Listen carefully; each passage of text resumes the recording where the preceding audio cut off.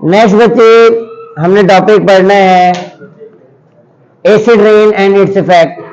कल हमने पढ़ लिया था सल्फर और नाइट्रोजन के कंपाउंड्स ह्यूमन एक्टिविटीज की वजह से और हमारे नेचुरली कुदरत की वजह से, जैसे वोल्केनिक इरप्शन है, फॉरेस्ट में आग लग गई है, फॉरेस्ट फायर है, इनकी वजह से और जो है क्या नाम है हमारे एयर में नाइट्रोजन की ऑक्साइड और सल्फर की ऑक्साइड। नाइट्रोजन की ऑक्साइड आपने पढ़ा था इलेक्ट्रिकल लाइटनिंग की वजह से, बिजली की वजह से होते हैं, और बिजली कुदरत की वजह से जो है वो होती है। इसकी वजह से दो मेन काजेज यही है जो जिनको आप कह लें कि नेचुरल काजेज हैं, बाकी कॉजेज हम हैं कि हम लोग फॉसल फ्यूल्स को इस्तेमाल करते हैं और फॉसल फ्यूल जो है फिर हवा में चले जाते हैं और वो फॉसल फ्यूल्स के जो मतलब गैसेज होती हैं वो कुछ नुकसानदेह हैं, जैसे सल्फर की ऑक्साइड है, नाइट्रोजन की ऑक्साइड है या अनबर्न्ड हाइड्रोकार्बन है। नॉर्मल रेन वाटर जो आजकल दुनिया में बारिश हो रही है नॉर्मली भी वो एसिडिक रेन है, क्योंकि आपको पता है नॉर्मल एसिड की जो पीएच होती है बच्चों वो होती है 7 नॉर्मल वाटर की, न्यूट्रल की। लेकिन कार्बन डाइऑक्साइड तो मौजूद है ही ना हवा में, तो कार्बन डाइऑक्साइड और पानी आपस में मिलकर कार्बोनिक एसिड बनाते हैं H2O प्लस CO2। जब ये मिलते हैं तो ये बनाते हैं H2CO3 कार्बोनिक एसिड। ये जो कार्बोनिक एसिड है जब ये पानी के साथ आएगा ये वीकली एसिडिक है। तो जो नॉर्मल रेन होती है उसकी पीएच की रेंज ये है 5.6 से लेकर 6 तक, जबकि जहां पर फॉसल फ्यूल्स का इस्तेमाल ज्यादा है, चिमनी से धुआं निकल रहा है ज्यादा है, वहां से सल्फर डाइऑक्साइड निकलती है, हवा में जाती है, फिर वो ट्रेवल करती है ऑक्सीजन के साथ मिलकर कंपाउंड बनाते हैं जब सल्फर डाइऑक्साइड। और वो इलाके जो करीब हैं बच्चों वहां पर नहीं होती एसिडिक रेन। यहां चिमनी लगी है ना तो यहां पर एसिडिक रेन नहीं होगी, ये वाली जब निकलेगी ना ये तो दूर कहीं चली जाएगी हवा, बादल कहीं दूर जाकर बनेंगे, जहां पर बनेंगे वहां एसिडिक। जब ये सल्फर की ऑक्साइड या नाइट्रोजन की ऑक्साइड जो नाइट्रिक ऑक्साइड का है मैंने NO और NO2, जब ये पानी से मिक्स होते हैं तो ये खतरनाक एसिड बनाते हैं। कौन से बनाएंगे? सल्फ्यूरिक एसिड, जिसे आपने सेकेंडरी पोल्यूटेंट कहा। याद आता है कि प्राइमरी पोल्यूटेंट के रिएक्शन से सेकेंडरी पोल्यूटेंट बनते थे, वो यही बनते थे H2SO4, HNO2 इसे कहते हैं नाइट्रस एसिड, HNO3 से कहते हैं नाइट्रिक एसिड। तो ये जब पानी के साथ आएंगे तो एसिड के रेन की जो पीएच कर देते हैं वो 4 तक ले जाते हैं, लेस देन 5 कर देते हैं। और 4 एक स्ट्रॉन्ग एसिड है, ये देखेंगे 4 तक चली गई इसकी पीएच। ये असल एसिडिक रेन है जो सबसे ज्यादा डेंजरस है। और अब क्योंकि हमारे पास वो तब्दील होती जा रही है, क्या नाम है, एनवायरमेंट जो है हमारे पास वो तब्दील होता जा रहा है, उसकी वजह से पीएच जो है वो 4 वाली रेन जो है हमारे यहाँ हो रही है, जिसे हम एसिड रेन कहते हैं। इस एसिड रेन के बच्चे बहुत सारे नुकसान हैं, कोई एक नुकसान नहीं है, बहुत सारे नुकसान हैं। बहुत सारे नुकसान ऐसे हैं, इसके इफेक्ट्स में हम लोग पढ़ेंगे। और यहां मैंने आगे एक लाइन लिख दी, it is very dangerous and cause many problem. कौन से प्रॉब्लम्स, ये अलहदा से क्वेश्चन आता है। आपकी बुक में 4 पॉइंट बने हुए हैं, मैंने उन 4 पॉइंट की हाइडिंग बनाने की कोशिश की है। हाइडिंग वहीं से बनती है, कोई अलग से नहीं आती। उसी का एक मेन पॉइंट आप अपने जहन में रखें कि ये हाइडिंग बन सकती है। पहले मैंने बनाई है सफोकेशन एंड डेथ।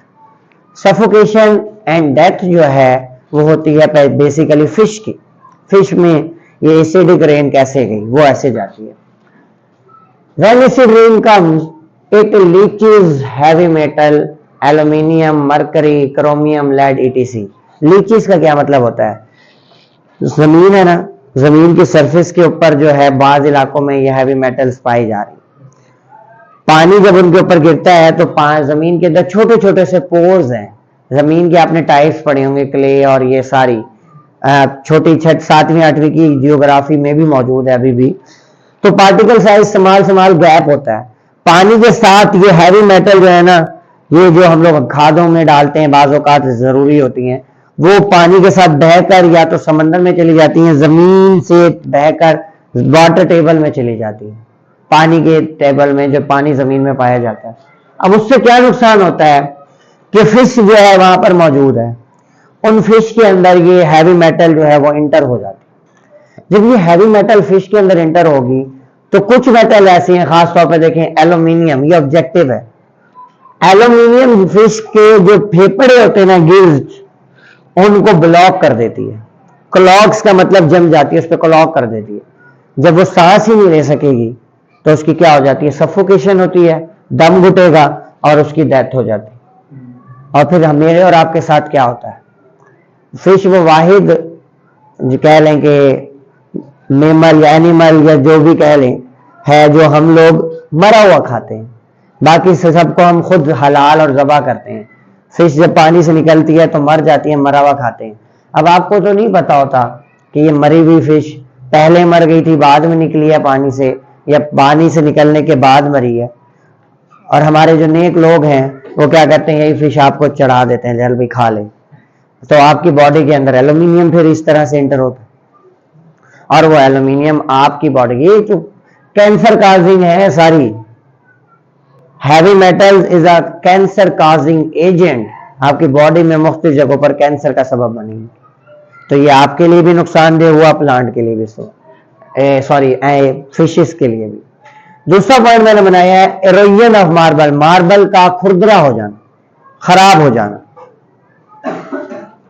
जो ताजमहल बना हुआ है, ताजमहल मार्बल से बना हुआ है, ताजमहल की जो बेस है वो खराब होती जा रही है। उसका सबब यही बताया गया है कि वो एसिड रेन है।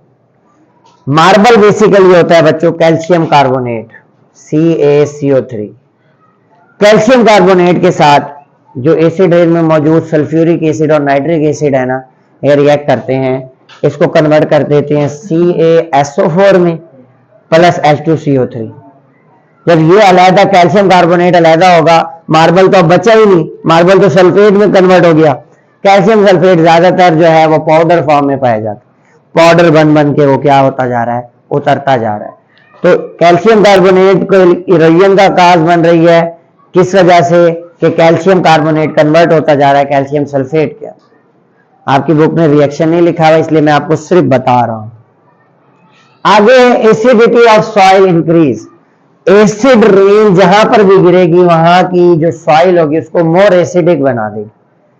जब एसिडिक बनाएगा तो बहुत सारे प्लांट ऐसे हैं जो एसिडिक मीडियम में ग्रो नहीं कर सकते। इवन पुराने जो बाबे दरख्त है ना, जो कहते हैं कई सदियों से खड़े हैं, उनको कुछ नहीं होता, वो 300 साल पुराने, 500 साल पुराने दरख्त अक्सर जगहों पर अभी भी पाए जाते हैं।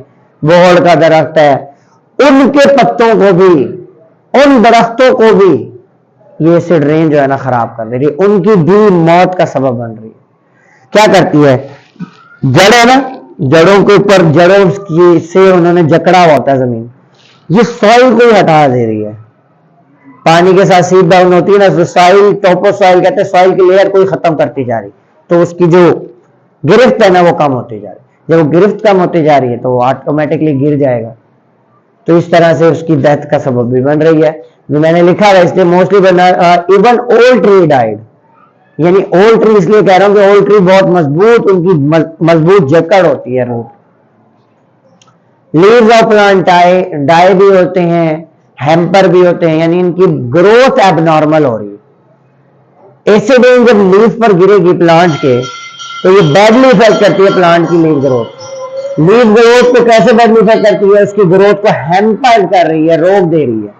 जब वो रुकावट हो रही है तो एबनॉर्मल ग्रोथ हो रहा है, कोई पत्ता बड़ा कोई पत्ता छोटा, और उससे फिर क्या इफेक्ट होगा, फोटोसिंथेसिस का इफेक्ट होगा। जितना साइज बड़ा होगा उतना क्लोरोफिल बड़ा होगा, उतनी फोटोसिंथेसिस ज्यादा होगा। तो ये हैम्पर कर दे रही है उसकी ग्रोथ को। ये चार जब पॉइंट्स बनाकर याद करोगे ना, फिर ये फौरन याद हो। तो कल के लिए आपका यही टॉपिक है, आपने ये याद करके, ये एक लॉन्ग क्वेश्चन। जज़ाकल्लाह।